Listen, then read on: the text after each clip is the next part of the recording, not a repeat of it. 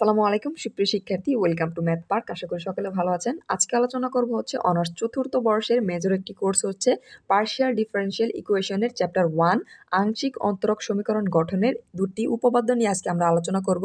উপপাদ্য প্রথম হচ্ছে ইচ্ছামূলক ধ্রুবক অপসারণের মাধ্যমে আংশিক অন্তরক সমীকরণ গঠন, এবং উপপাদ্য 2 হচ্ছে ইচ্ছামূলক ধ্রুবকের জায়গায় হচ্ছে ফাংশন অপসারণের মাধ্যমে আংশিক অন্তরক সমীকরণ গঠন। অর্থাৎ আমরা হচ্ছে দুটি থিওরামে দুটি আংশিক অন্তরক সমীকরণ গঠন করব। প্রথম ক্ষেত্রে হচ্ছে ইচ্ছামূলক ধ্রুবক আমরা বাদ দিব, এবং দ্বিতীয় উপপাদ্যের ক্ষেত্রে হচ্ছে ইচ্ছামূলক ফাংশন আমরা বাদ দিয়ে দুটি আংশিক অন্তরক সমীকরণ গঠন করব। তবে আমরা সমাধান অংশে চলে যাই। প্রথম অংশে আমরা হচ্ছে একটি ইকুয়েশন বা হচ্ছে সমীকরণ বিবেচনা করব বা ধরে নিব। তো প্রথম অংশে আমরা হচ্ছে একটি অন্তরক সমীকরণ বিবেচনা করে নিব। এখন আমরা হচ্ছে একটি অন্তরক সমীকরণ বিবেচনা করব। ধরলাম হচ্ছে এফ, এখানে চলক রয়েছে 5টি, এক্স, ওয়াই, জেড, আরেকটা হচ্ছে এ এবং বি সমান সমান হচ্ছে আমরা 0। এটা আমরা ইকুয়েশন নাম্বার 1 দিয়ে দিলাম। এটা আমরা হচ্ছে একটি সমীকরণ বিবেচনা করলাম। এইখানে একটু খেয়াল করুন, এইখানে যে 5টি চলক রয়েছে, এই 5টি চলকের ভিতরে যে আমাদের এ বি রয়েছে, এই এ বি আমরা ধরে নিলাম হচ্ছে ইচ্ছামূলক ধ্রুবক। অর্থাৎ আমরা হচ্ছে ইচ্ছাকৃতভাবে ধরে নিলাম ইচ্ছামূলক, এরা হচ্ছে ধ্রুবক। অ্যান্ড আমাদের কাজ কি একটু খেয়াল করুন, এই ধ্রুবকের ক্ষেত্রে আমরা কি জানি, আমাদের এই উপপাদ্যের ক্ষেত্রে ইচ্ছামূলক যে ধ্রুবক অর্থাৎ এই যে এ বি রয়েছে, আমাদের এটাই হচ্ছে মূলত অপসারণ করতে হবে। আবার খেয়াল করুন, এক্স ওয়াই জেড রয়েছে, এক্স ওয়াই জেড এই তিনটেই কিন্তু চলক, কিন্তু এখানে স্বাধীন চলক হচ্ছে এক্স এবং ওয়াই, অর্থাৎ এক্স এবং ওয়াই হচ্ছে স্বাধীন চলক। আর হচ্ছে জেড যে রয়েছে, জেড হয়ে গেছে পরাধীন চলক। এখন আপনাদের বোঝার সুবিধার্থে আমি ধরে নিলাম একটা ফাংশন। আমরা ধরলাম হচ্ছে ওয়াই সমান সমান এফ অফ এক্স একটি ফাংশন।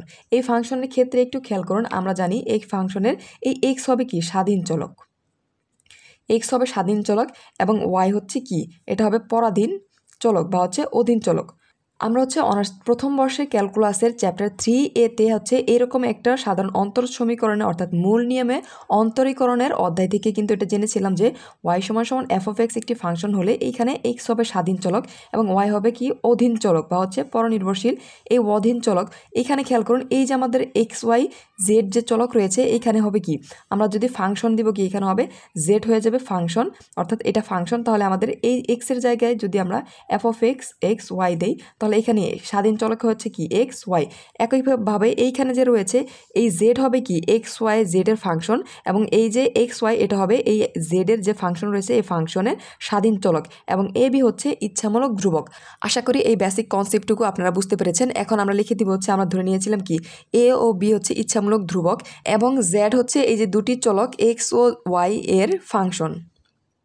এখন আমরা লিখে নিয়েছি হচ্ছে যেখানে এ ও বি ইচ্ছামূলক ধ্রুবক, এবং মনে করি আমরা ধরে নিয়েছি কি এই যে জেড, এই জেডের হচ্ছে এক্স ও ওয়াই যে এটা হচ্ছে স্বাধীন চলকের ফাংশন। এখন আমাদের কাজ কি হচ্ছে, আমাদের কাজ হচ্ছে এই যে এ বি ইচ্ছামূলক ধ্রুবক রয়েছে এই ধ্রুবককে অপসারণ করা। এখন ধ্রুবক কিভাবে অপসারণ করতে হয় আমরা জানি হচ্ছে আংশিক অন্তরীকরণ, অর্থাৎ ডেল দিয়ে ডেল বাই ডেল এক্স বা ডেল বাই ডেল ওয়াই দিয়ে যখন আমরা অন্তরীকরণ করব, আংশিক অন্তরীকরণ করলে কিন্তু হচ্ছে এই যে ধ্রুবকের মান হয়ে যায় 0, এবং যার সাপেক্ষে আমরা অন্তরীকরণ করব শুধু তার মান পাবো। অর্থাৎ আমরা যখন এক্স এর সাপেক্ষে অন্তরীকরণ করব তখন শুধুমাত্র এক্স এর মান পাবো, যখন ওয়াই এর সাপেক্ষে অন্তরীকরণ করব তাহলে হচ্ছে ওয়াই এর মান পাবো।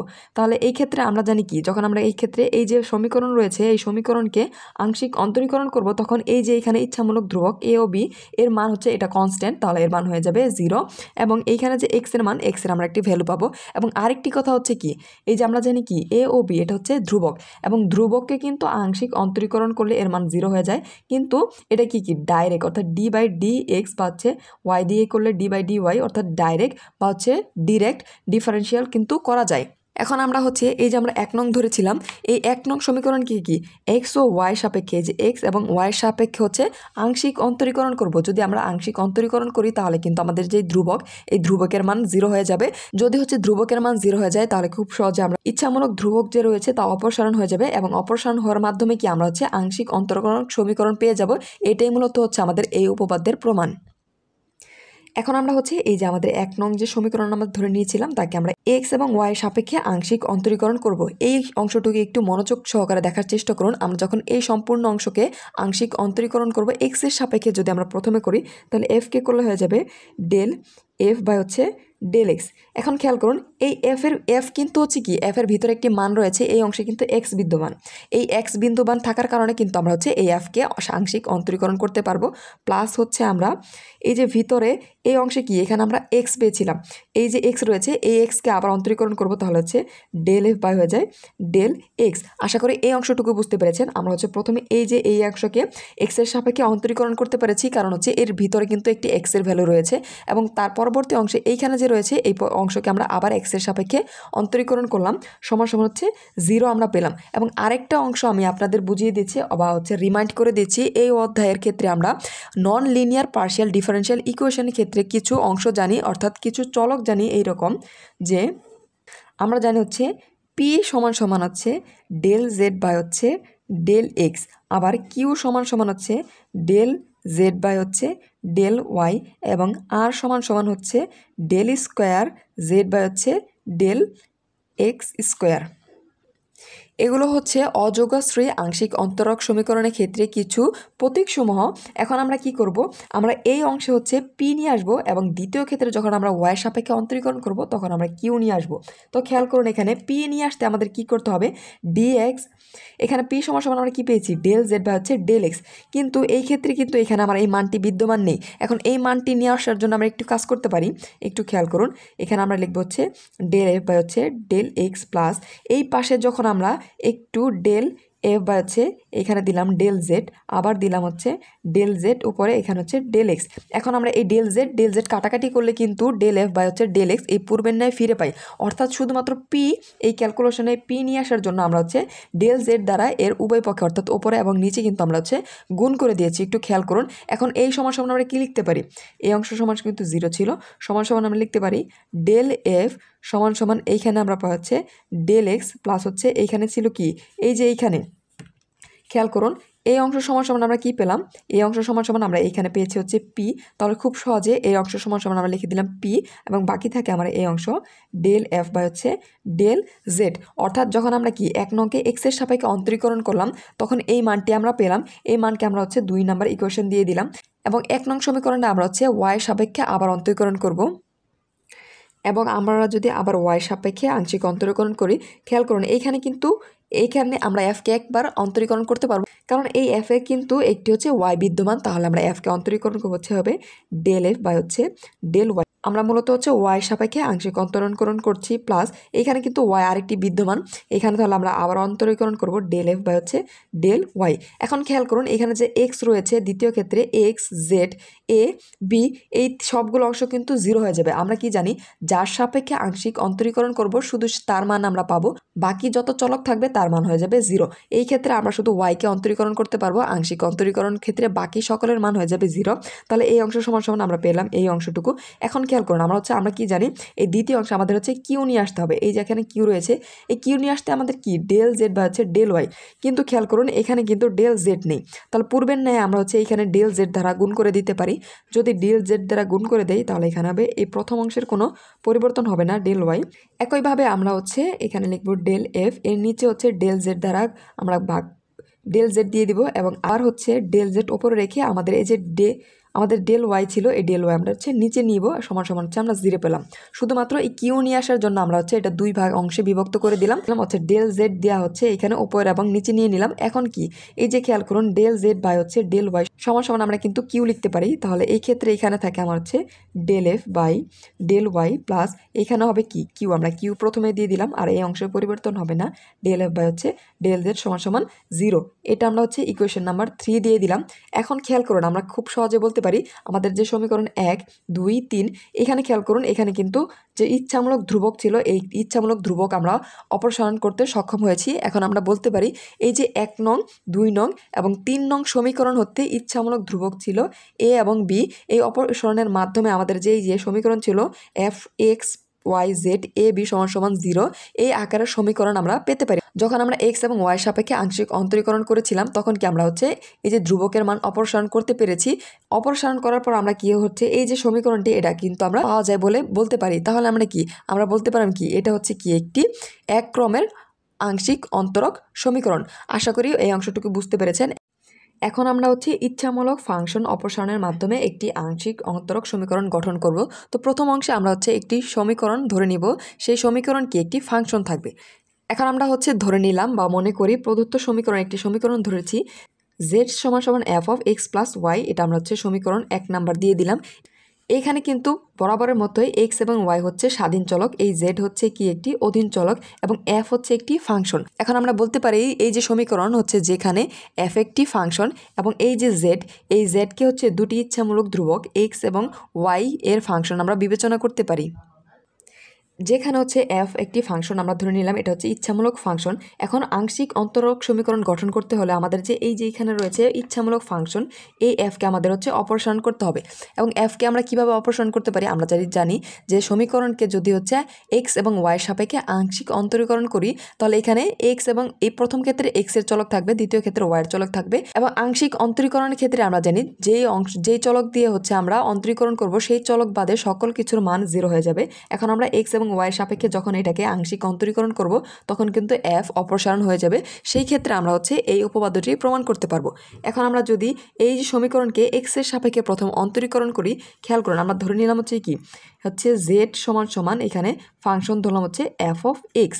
এখন যখন আমরা অন্তরীকরণ করব, অন্তরীকরণ করলে খেয়াল করুন এই জেড হয়ে যাবে প্রাইম দ্বারা কিন্তু অন্তরীকরণ বোঝায় এবং এই অংশ কি হয়ে যাবে এফ প্রাইম এক্স। এখন এক্স বলতে এখানে কি রয়েছে, এক্স বলতে কিন্তু আমরা হচ্ছে এখানে পেয়েছি এক্স প্লাস এ ওয়াই।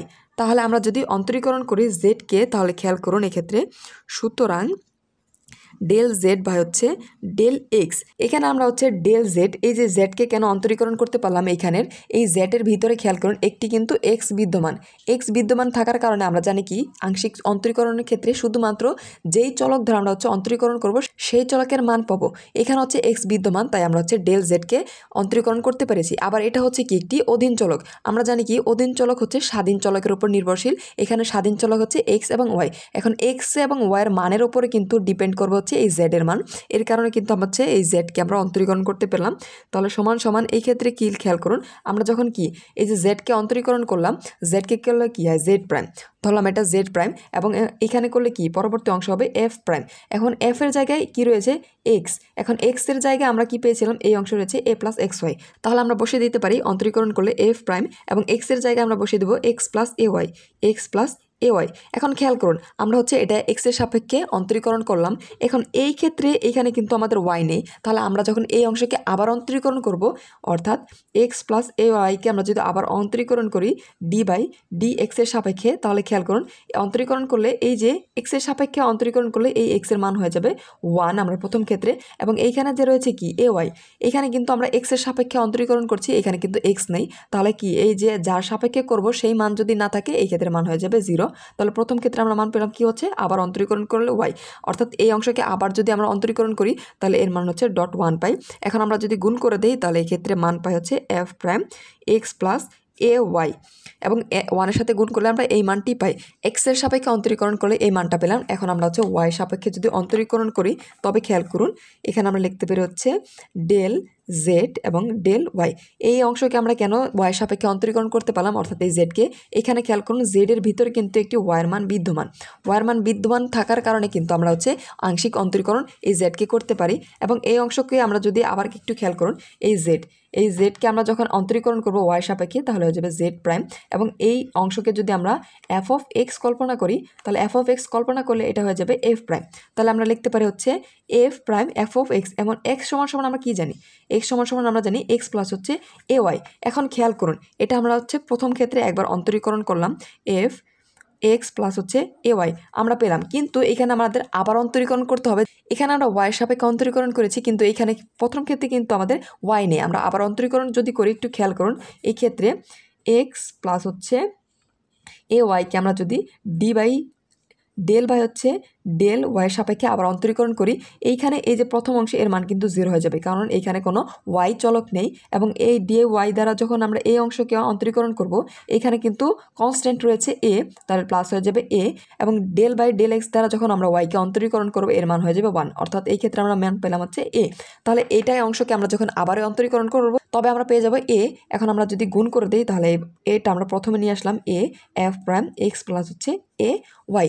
আশা করি এই অংশটুকু বুঝতে পেরেছেন। যদি বুঝতে সমস্যা হয় অবশ্যই ভিডিওটি পজ করে আবার দেখে নেবেন, তাহলে খুব সহজভাবে আপনারা বুঝতে পারবেন। এখন খেয়াল করুন, আমরা হচ্ছে দুটি সমীকরণ আমরা এক্স এর সাপেক্ষে এবং ওয়াই এর সাপেক্ষে অন্তরীকরণ করার পর যে দুটি সমীকরণ করলাম, এই সমীকরণ থেকে খেয়াল করুন এই অংশ কিন্তু সমান। এই সমীকরণে এই অংশকে আমরা আরেকটু ক্যালকুলেশন করতে পারি, অর্থাৎ এখানে ছিল ডেল জেড বা হচ্ছে ডেল ওয়াই, এ যদি আমরা এই পাশে নিয়ে আসি তাহলে কী হয় একটু খেয়াল করুন, ডেল জেড হচ্ছে ডেল ওয়াই ডট হচ্ছে এটা এই পাশে চলে আসলে 1/a সমান সমান এখানে থাকে এফ প্রাইম এক্স প্লাস হচ্ছে এ ওয়াই। আশা করি এই অংশটুকু বুঝতে পেরেছেন। এখন আমরা হচ্ছে উভয় পক্ষ থেকে F prime X plus A Y, F prime X plus A Y যদি বাদ দিয়ে দিই, অপসারণ করে দিই, তাহলে এই অংশ আমরা কি লিখতে পারি একটু খেয়াল করুন। আমরা লিখতে পারি এখানে ছিল হচ্ছে ডেল জেড বা হচ্ছে ডেল এক্স সমান সমান এখানে কি ছিল এই অংশটুকু, অর্থাৎ ডেল জেড বা হচ্ছে ডেল ওয়াই এখানে ছিল 1/a। এখন আমরা যদি একটু আড়াআড়ি গুণ করি, অর্থাৎ এ দ্বারা যদি গুণ করি তাহলে তবে এই ক্ষেত্রে আমরা কি পাই একটু খেয়াল করুন, এই ডেল জেড বা হচ্ছে ডেল ওয়াই এই অংশ আমরা প্রথমে লিখলাম সমান সমান এ আড়াআড়ি গুণ করলে কিন্তু এই পাশে চলে আসবে, তাহলে থাকে এ ডেল জেড বা হচ্ছে ডেল এক্স। এই অংশটুকু আমরা ক্যালকুলেশনের মাধ্যমে পেলাম। এখন আমরা বলতে পারি এই যে দুটি সমীকরণ ছিল, এই সমীকরণ এবং এই সমীকরণ হতে আমরা যে এই অংশটুকু আমরা অপসারণ করে আমরা এই অংশটুকু পেলাম, যা হচ্ছে সমীকরণ এই যে 1 নং ছিল এর ইচ্ছামূলক ফাংশন, এই যে আমরা এফ অপসারণ করার ফলে প্রাপ্ত আংশিক অন্তরক সমীকরণ। আশা করি এই টপিকটুকু বুঝতে পেরেছেন। যদি কোনো অংশ বুঝতে সমস্যা হয় অবশ্যই কমেন্ট সেকশনে জানাবেন এবং ম্যাথ পার্কের সাথে থাকবেন। ধন্যবাদ।